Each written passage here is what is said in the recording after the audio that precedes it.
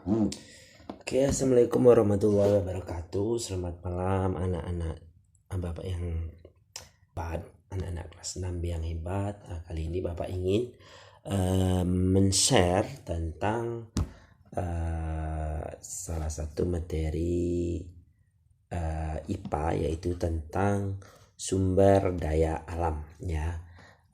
Sumber daya alam itu dibedakan berdasarkan asalnya di sumber daya alam hayati dan sumber daya alam non hayati.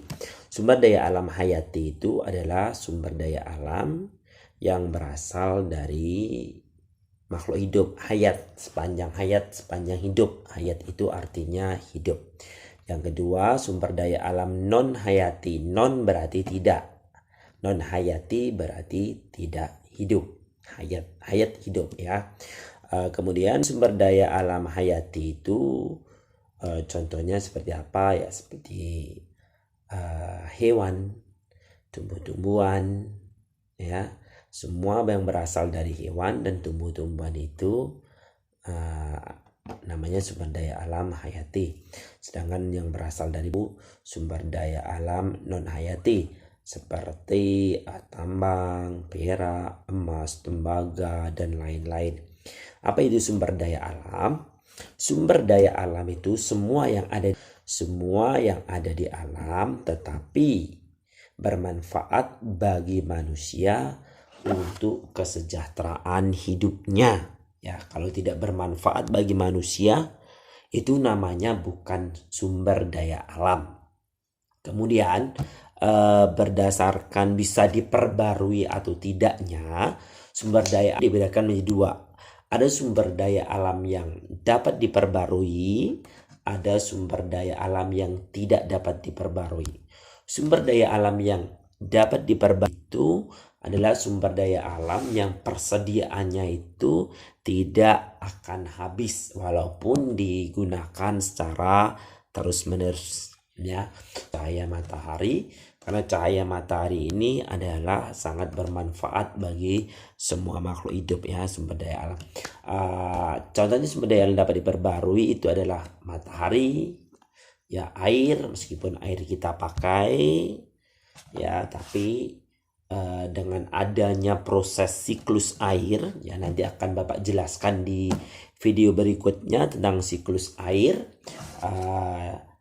Ternyata air tidak akan habis ya, karena terjadi siklus. Kemudian oksigen ya, selama ada tumbuh-tumbuhan ya, selama ada banyak tumbuh-tumbuhan, oksigen itu tidak akan habis karena oksigen ini dihasilkan oleh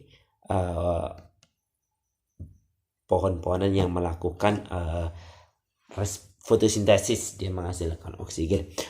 Kemudian udara yang kita hirup tiap hari, kemudian yang berasal dari makhluk hidup ya, kayu tidak akan habis selama ada namanya proses penanaman kembali, proses reboisasi ya, itu tidak akan habis. Beda dengan sumber daya alam yang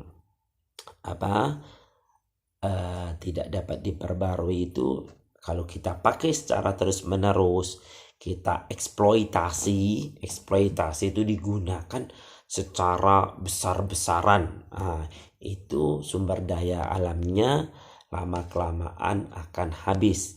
Apabila digunakan secara terus menerus akan menimbulkan dampak yang besar bagi lingkungan, sehingga penggunaan sumber daya alam itu sendiri harus digunakan secara bijaksana supaya generasi berikutnya, generasi setelah kamu ini masih bisa menikmati, masih bisa menggunakan sumber daya alam tersebut. Kemudian melakukan inovasi supaya tidak cepat habis menggunakan bahan-bahan sintetis misalnya ya.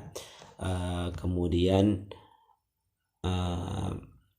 untuk Bapak rasa cukup tentang sumber daya alam. Semoga bermanfaat bagi anak-anak semua. Apabila nanti penjelasannya kurang, coba nanti akan Bapak tambahkan di video berikutnya ya. Kurang lebihnya minta maaf. Jangan lupa cuci tanganmu, hindari keramaian ya. Kita libur, tetap belajar di rumah karena bukan liburan. Terima kasih. Wassalamualaikum warahmatullahi wabarakatuh.